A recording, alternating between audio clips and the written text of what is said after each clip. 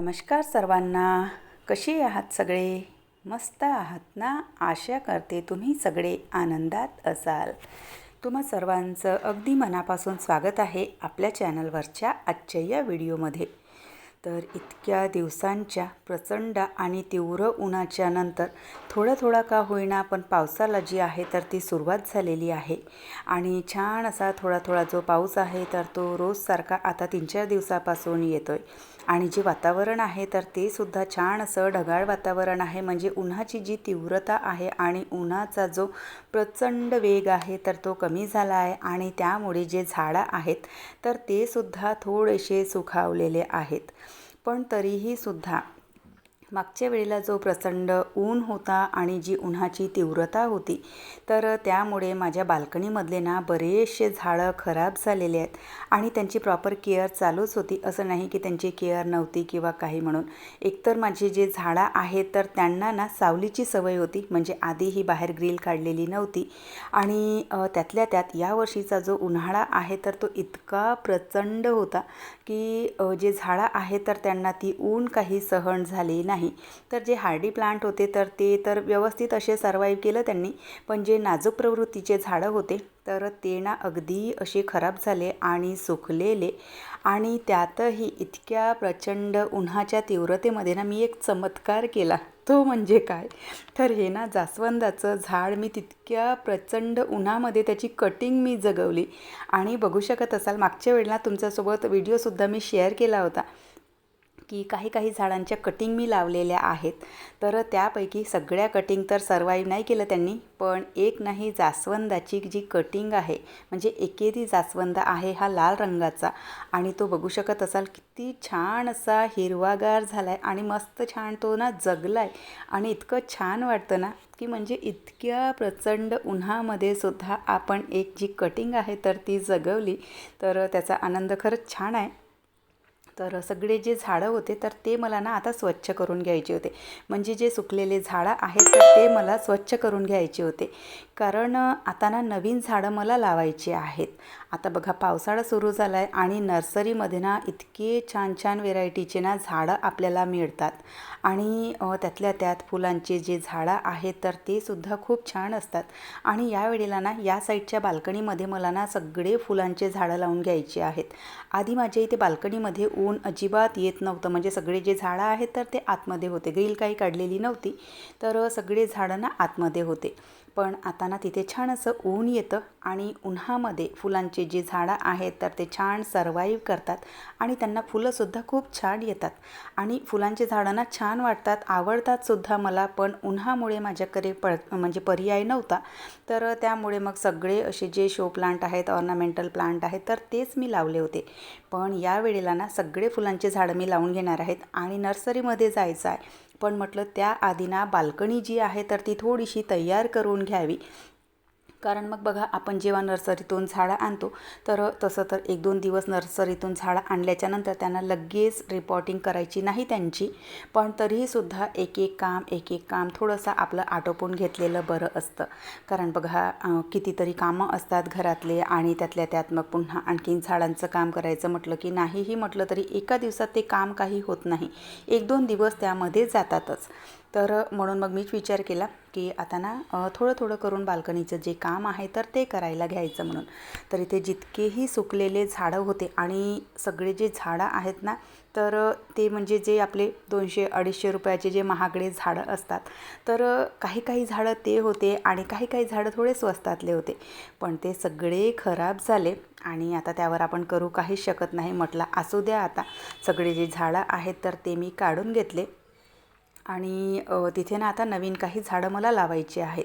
यावेळेला विचार केला की नर्सरीतूनच झाडं आणायची, कटिंग वगैरे फारसं काही असं लावण्याच्या नादामध्ये बसायचं नाही म्हणून. पण तरीही सुद्धा काही झाडं असे असतात जे नर्सरीमध्ये मिळत नाही किंवा मिळतही असतील तरी कधी आपल्याला भेटत नाहीत. म्हणजे कधी असतात तिथे कधी नसतात. तर त्यामुळे जो एक चांदणीचं जे झाड असतं तर त्यात बघा एक ना अगदी अशी मोठी चांदणी येते. तर त्याची कटिंग मी खाली पार्किंगमध्ये होती. तर त्याची कटिंग आणली. आणि त्यानंतर मागे ना म्हणजे बाहेरगावी गेलेली असताना रिटर्न येता येता रस्त्यातच नर्सरी पडलेली, तर तिथून हे एक छोटंसं मोगऱ्याचं झाड मी आणलं होतं. आणि नर्सरीतून झाड आणताना बघा खूप म्हणजे असं मोठं झाड आणायचं नाही, कारण बघा झाड जितकं मोठं असेल तर नर्सरीवाले काय करतात, त्याची प्राईस ना तितकी जास्त ठेवतात. जे झाड आहे ना तर ते छोटं बघायचं पण हेल्दी बघायचं. नाहीतर मग कधी कधी आपण काय करतो की जे झाड आहे ना तर ते अनहेल्दी असतं, अगदी असं स्वस्त म्हणजे हेल्दी नसतं, म्हणजे स्वस्त नसतं. तर मला काय म्हणायचं आहे तर ते तुम्हाला कळलं असेल. तर स्वस्त बघून झाड आणायचं, छान असं हेल्दी बघून आणायचं, पण छोटं घ्यायचं. कारण झाड जितकं मोठं असेल ना तर त्याची प्राईज ना तितकीच जास्त असते.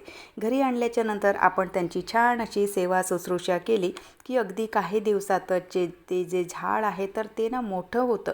तर म्हणून मग मी काय करते की नर्सरीतून जेव्हाही मला झाड आणायचं असतं तर ते झाड मी छोटं आणते आणि घरी आल्याच्या नंतर त्यांची व्यवस्थित केअर आपण केली की ते ना छान असं मोठं होऊन जातं.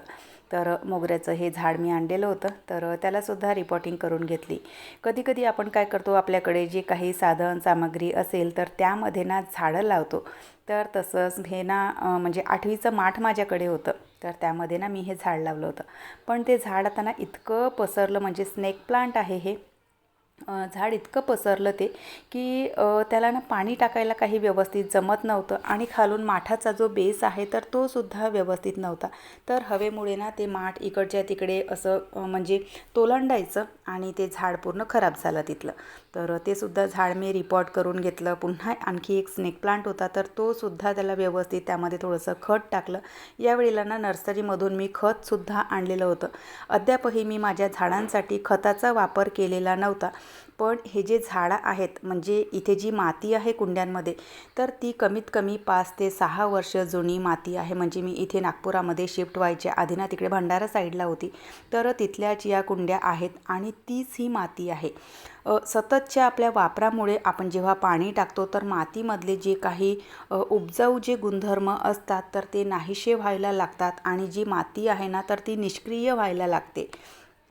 तर त्यामुळे ना थोड्या प्रमाणामध्ये का होईना खतांचा वापर आपल्याला करावा लागतो. तर यावेळेला पहिल्यांदाच मी जे वर्मी कंपोस्ट असतं, गांडूळ खत आणि शेणखत, तर हे दोनही खतं मी घेऊन आलेली. आणि सोबतच ऑनलाईन कोकोपीटसुद्धा मागवला होता मी, कारण बाहेर इथे ग्रिलमध्ये ना खूप ओझं होतं. तर त्यामुळे ना मातीच ठेवण्यापेक्षा थोडासा विचार केला की त्यामध्ये ना कोकोपीटसुद्धा टाकायचं. कोकोपीटमुळे ना म्हणजे माती जी आहे तर ती म्हणजे कुंड्यांमध्ये पाहिजे तेवढं वजन काही होत नाही आणि अगदी असं ना लाईट असतं ते कोकोपीट आणि झाडांसाठी सुद्धा छान असतं, त्याच्याने मातीसुद्धा भुसभुशीत होते. तर तेच कोकोपीट मी ऑर्डर केलेलं आहे. त्या दिवशी नर्सरीमध्ये विचारलं पण तिथे ना अगदी म्हणजे 1-1 किलोच्या पिशव्या होत्या आणि माझ्या इथे ना झाडं इतके सगळे आहेत की 1-1 किलोच्या पिशव्याने काहीही होणार नाही. डायरेक्टली ते मला ना 5 किलोचं किंवा 10 किलोचं जे कोकोपीट असते तर तेच मला मागवावं लागणार आहे. तर एकदाचा जो ऑर्डर आहे माझा तर तो कॅन्सल झाला आणि आता नंतर पुन्हा आणखी ते ऑर्डर करावं लागणार. तर बघा इथे काही ना हे फुलझाडं आहेत. फारसे काही फुलझाडं माझ्या बाल्कनीमध्ये नव्हते, फक्त हे एक ना जास्वंदाचं झाड होतं आणि एक गोकर्णाचं झाड होतं. तर गोकर्णाचं झाडसुद्धा खूप असं कडक उन्हामुळे ना खराब झालेलं, तर त्यालासुद्धा मला ना काढून घ्यायचं आहे. आणि जे जास्वंदाचं झाड होतं तर त्यालासुद्धा थोडंसं हे जे खत आहे तर ते टाकलेलं.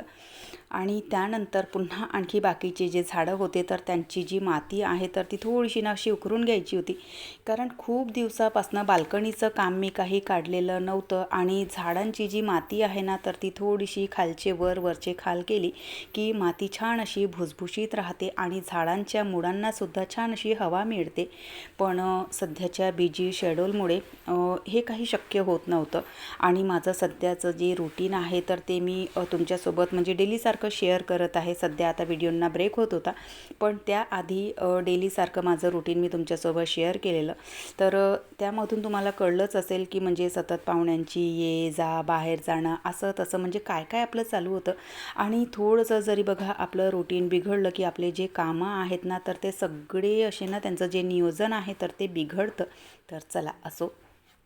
तर इथे सगळे माझे जे झाडं होते तर त्यांनासुद्धा मी इथे ना जे कंपोस्ट आहे तर ते टाकायला घेतलेलं. आणि हे जे रबर प्लांट तुम्हाला दिसत असेल तर कुंड्या अगदी छोट्या छोट्या आहेत, पण त्यामध्ये बघा किती म्हणजे असे मोठे झालेले ते रबर प्लांट आणि खूप असे बुशी झालेले. माझं बाल्कनीचं काम चालूच होतं. तितक्यातच माझ्या ना योगा क्लासचा टायमिंग झालेला होता. 3-4 दिवसापासून एक योगा क्लासची बॅच मी घेतलेली आहे. तर हे जे काम आहे ते मला तिथेच थांबवावं लागलं आणि बाल्कनीमधला जो पसारा आहे तर तो तुम्ही बघू शकत असाल. पण क्लासची वेळ झालेली होती, त्यामुळे मग ते सगळं काम मी तिथेच थांबवलं. तशी ना सकाळची बॅच मी करते, पण सकाळच्या वेळेला आज सकाळी काही तेवढा वेळ होता नाही, तर त्यामुळे मग सायंकाळच्या वेळेला ती जी बॅच आहे तर ती मी करायला घेतली. आणि इथे बघा हा जो पक्षी आहे तर तिथल्या कुंड्या मी काढलेल्या आणि त्यामुळे बिचारा तो पक्षी तिथे सगळा असा म्हणजे उघडा पडलेला, कारण त्याच्या चारही बाजूने कुंड्या होत्या. तर चला, माझी योगा क्लास आटोपली आणि किट्टूसुद्धा तिच्या डान्स क्लासवरून आलेली होती, तर तीसुद्धा सगळी अशी घामाने ओली झालेली. तर चला असो. जे मुंगमूट असतात तर ते मी ना सकाळी भिजत घातलेले होते, तर त्यांनाच इथे बांधून घेते. कारण बघा सकाळी सकाळी ना थोडासा नाश्ता याचा ना बरा असतो. आणि मेन म्हणजे बघा जे स्प्राउट्स आहेत तर ते म्हणजे आपल्या हेल्थसाठी खूप छान असतात. सगळ्यांना माहिती असेल की जे स्प्राउट्स आपण खातो तर त्याचे कितीतरी फायदे आपल्या शरीराला होतात. तर जे स्प्राउट्स आहेत तर ते मी ना चाळणीमध्ये किंवा डब्यामध्ये म्हणजे कपडा ठेवते आणि त्यावर घेऊन येते. पण बरेच लोक म्हणजे असे म्हणतात की स्प्राउट मेकरमध्ये चांगले स्प्राउट येतात म्हणून, पण असं काहीही नसतं. हे जे स्प्राउट्स मी तुम्हाला दाखवले तर ते चाळणीमध्ये कपडा ठेवून किंवा डब्यामध्ये कपडा ठेवून त्यावर थोडंसं पाणी शिंपडून घ्यायचं, त्यामध्ये स्प्राउट टाकायचे आणि त्यामध्ये सुद्धा खूप छान असे स्प्राउट्स येतात. आणि तुम्ही आता बघितले असाल की छान असं ते जे धान्य आहे तर ते अंकुरित झालं आहे. तर सायंकाळच्या वेळेला मुलांना ना थोडंसं हे स्प्राउट्सचे जे सॅलड असतं तर ते खायचं होतं. तर त्यामध्ये मी काकडी, गाजर आणि त्यानंतर टमाटर, थोडंसं लिंबू पिळलं आहे, थोडंसं मीठ टाकलं. जिरा पावडर जर असेल तुमच्याकडे तर ते सुद्धा तुम्ही म्हणजे टाकू शकता. तर बघा मुलं ना असे काही भाज्या खायला बघत नाही, म्हणजे काकडी, गाजर, टमाटर अगदी आवर्जून ते काढून टाकतात जेवणामधून. तर अशा प्रकारे आपण त्यांना देऊ शकतो. तर खूप छान असं ना हे पौष्टिक असतं. तर चला, बाल्कनीचं जे काम आहे तर ती माझी बाल्कनी म्हणजे अगदी तशीच पडली आहे. तिला आता मी उद्या बघणार, कारण आता स्वयंपाकाची वेळ झालेली होती आणि इथे माझा स्वयंपाक सुरू आहे. साईड बाय साईड माझे दुसरे बाकीचे जे कामं आहेत तर ते सुरू आहेत. कारण बघा सायंकाळच्या वेळेला थोडंसं जरी आपण एक्स्ट्राचं काम काढलं किंवा थोडासा जरी आपला वेळ दुसरीकडे गेला तरी आपलं सगळं जे कामाचं नियोजन आहे तर ते बिघडतं. तर म्हणून इथे स्वयंपाकासोबतच साईड बाय साईड माझे दुसरेसुद्धा कामं चालू आहेत. तर चला, आजचा व्हिडिओ मी इथेच संपवते. आशा करते तुम्हाला आवडला असेल. बाय. हर हर महादेव.